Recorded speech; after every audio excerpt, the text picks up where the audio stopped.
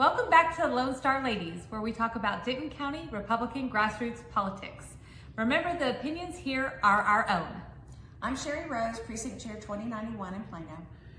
Darlene Howell, Carrollton 2098.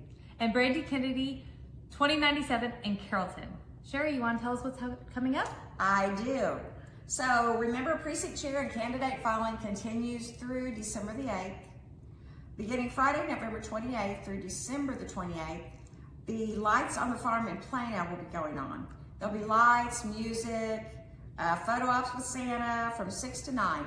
Tickets are required, so go to heritagefarmstead.org and you can find out more information and purchase your tickets online because they're a little cheaper. Yeah. Tuesday, December 2nd from 6 to 7:30 is Melinda Preston's kickoff for her run for the Denton GOP office. She is currently the chair and she's running for the position again. It will be at Sullivan's Old Town Barbecue in Louisville. Thursday, December 4th, Judge Alan Wheeler is kicking off his campaign at Steve's Wine Bar in Denton. Saturday, December 6th is Santa on the Square in Old Downtown Carrollton. They're going to have tree lighting, food, crafts, blah, blah, blah. A lot of fun. It'll be a lot of fun, but they're also doing a drone show, which ought to be really interesting. That'll be cool. Yeah.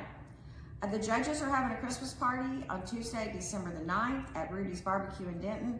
That's the tentative location. Double check on the DentonGOP.org website to just confirm before you head out. And also don't forget, on January 10th is our Lincoln Reagan Dinner. That's our annual fundraiser. It's a big deal. Go to DentonGOP.org and get more information and purchase your tickets. Yeah, and you can see us there. Yes. Today we're going to be talking about the governor for Texas. We've had about 40 governors so far, and the governor of Texas holds several key responsibilities and powers, and we're going to talk about those. The governor ensures that the laws of Texas are followed and enforced. You can go to statutes.capitol.texas.gov. But for instance, he is in charge of the local Texas military. He has control of our border. There's numerous things you can look up on that website. Mm-hmm. And the governor oversees state agencies. And the governor oversees the operations of various state agencies and departments. And this is a great website. You can go to texas.gov/texas-state-agencies-departments/ And those, what I found really interesting on the state agencies was that he's over the judges and the courts. There's a lot of lawsuits and stuff going on right now, so it's important to pick the right governor so that we get, the outcomes that Texas needs, because it's important. I guess it's a good thing he has a law degree. Yeah, that too. The governor has the authority to grant pardons and reprises, influencing criminal justice outcomes within the state. Again, back to the judges and the courts. He also has the ability to call special sessions. As you'll recall, he did just this last spring and summer. He called 2 special sessions.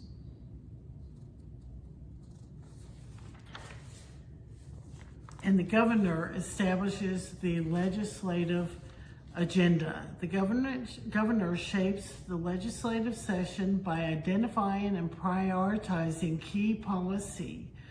So, for instance, he addresses the Republican legislative priorities that we put together as delegates from the Republican State Convention in 2024. So, for instance, the border enforcement and secured elections and stop sexualizing kids. And there's so many legislative agendas that we hope that he'd cover. Yeah, we hope that he covers. Well, it's just interesting that the Republican Party of Texas spends so much time putting together these priorities. Yes. Hours and hours at the convention. Yeah. And then he can literally just put them aside and have his own. Right. He can do what he thinks is what the agenda should be and not follow what the delegates, which is us, all the people that go to these conventions. What, there was 2,500, I think, Right. at the convention last time? Yeah, delegates and 5,000 visitors and Yeah, it's huge. and yeah, it's huge, and there's a Yeah. lot of time and a lot of energy put into that, and that's what Yeah. we hope that he would follow our agenda. Yeah.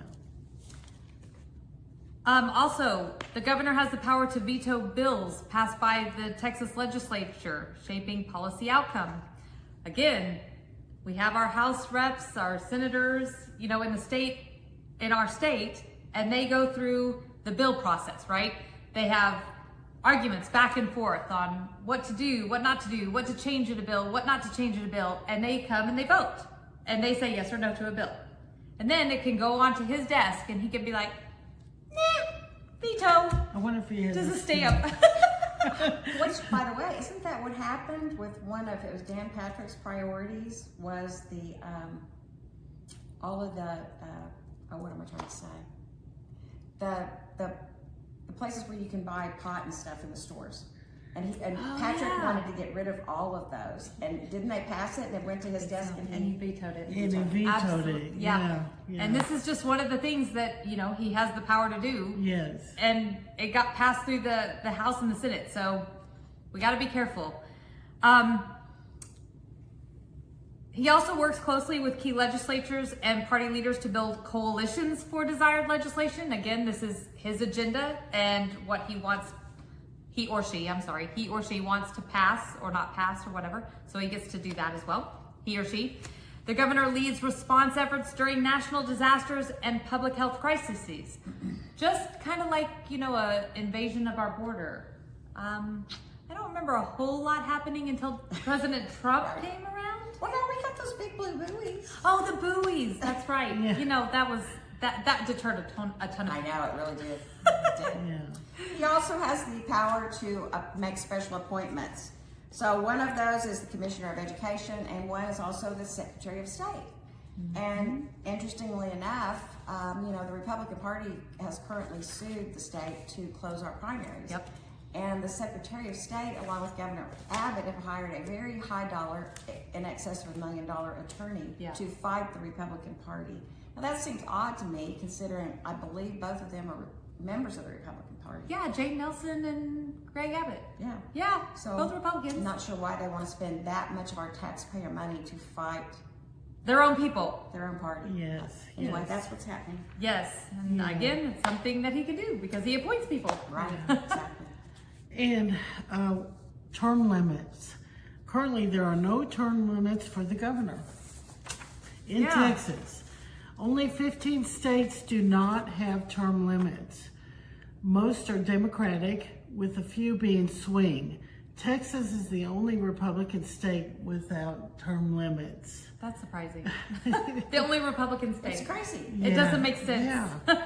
Yeah. Texas has had 2-year terms from 1836 until statehood. During Reconstruction, 1869 through 1876, changed to 4 years. It was confirmed in the Constitution in 1876. The main reasons were increased stability and historic precedents around the country. So I wrote this down. I wonder if our forefathers had known that political office would become a career, if they might have imposed limits. The same could be said for our national office holders. It is, it's crazy. I mean, I do not believe way back in the day that our forefathers ever thought that we would have political people who would want to stay in office for term after term after term. Right, Or it was- they would have done term limits. Right. It was a part-time job or a part-time Yes. position back then. They had Yeah. farms to get back to or industries, whatever it was that they were working on. But Yeah. I don't think they wanted to go 8 hours a day, 7 days a week, although that's not how they work. But yeah, I just don't think this was supposed to be a full-time job. Yeah, I agree. So as of today, which we're doing this video on 11/19, 3 people have filed to run for the governor in the Republican primary. I didn't pull Democrat or Independent or Green Party or anything like that. This is just Republicans. So the first one is Arturo Espinoza. Not a lot about him, but he ran for mayor of San Antonio and the city council and lost both. And the only background we could find was, in community services. Well, community service is a good thing. Yeah. I'm not sure how that prepares you to be a governor, but okay. Yeah. Whatever. Governor Abbott is another story. He got his BBA, then he went on to Vanderbilt and got his law degree. Then he was a partner in a law firm. He was also the judge of a judge of the Texas Supreme Court, and he was Attorney General before he took the governorship. So he certainly has Qualifications. Yeah. Pete Doc Chambers, he is a retired U.S. Army Lieutenant Colonel, Special Forces in the Green Beret for 40 years. And he has had multiple combat tours, and he's a special flight surgeon. So those are our 3 candidates. I heard him speak once. He was very interesting to listen to. Yeah. So we'll see how that goes, and hopefully we'll have more people sign up. Yeah. Definitely. So I have an interesting story about our history. Miriam Ma Ferguson was the first female governor in Texas.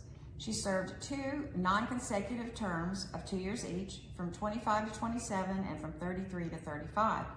Her husband, James, was also governor of Texas for 2 years, from 1915 to 1917.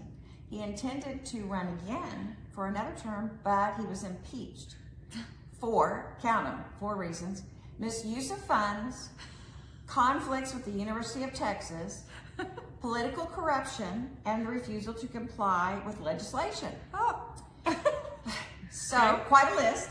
One of Ma's favorite sayings was, "You are getting 2 governors for the price of 1."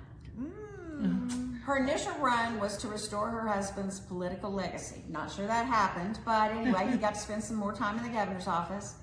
In today's environment, I'm not sure she would have been given the opportunity, considering his supposed deeds. Yeah. Well, it's interesting they actually voted her in. That's what I thought. Yeah. I mean, I'd be afraid that those things ran in the family. exactly. But anyway. Exactly. Apparently they liked her. Oh, that's They probably had grassroots knocking door to door. I bet you're right. Maybe that's how the grassroots got started. Yeah. that's absolutely right. Yeah. Yeah, well, you're going to have to do a little history story every time now. Well, I'll see what I can do. So I think it's kind of fun looking up little Yeah, anecdotes it is. that happen in I Texas. learned Yeah. something new. So the filing period again ends December 8th. So there might be more people that file to run for governor. So go to the Secretary of State website. You can put in like Google or Bing or whatever search engine you use. Put in SOS Texas.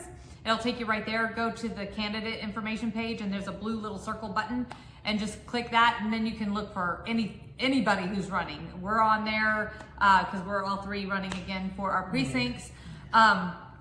Lieutenant Governor, we're going to talk about on our next podcast. So yeah, go in there and take a look, and you can find anybody who's running for anything. Yeah, and I hope y'all learned a lot. We've learned a lot while we were doing this. We did. Yeah. So thank you a lot for joining us on this podcast. Thank you, and God bless you. And yeehaw! Yeah.